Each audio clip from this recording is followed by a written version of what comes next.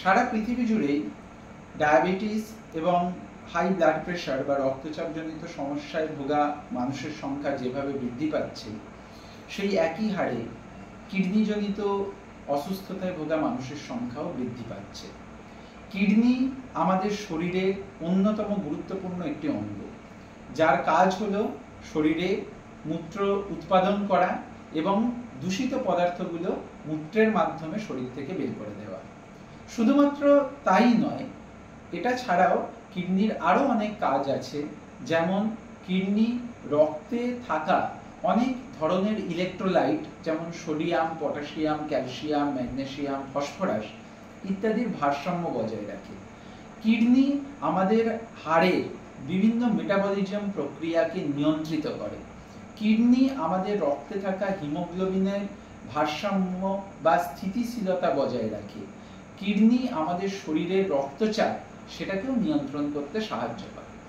কিন্তু কিডনি যদি খারাপ হয় তাহলে একটা মানুষের বিভিন্ন ধরনের সমস্যা দেখা যেতে পারে, যেমন পেচ্ছাপের পরিমাণ কমে যাওয়ার ফলে শরীর ক্রমশ ফুলতে থাকা, খিদে কমে যাওয়া, বমি এবং বমি বমি ভাব তৈরি হওয়া, এছাড়াও বিভিন্ন ধরনের নার্ভের সমস্যা বা হার্টের সমস্যাও তৈরি হতে পারে কিডনি যদি খারাপ হয়।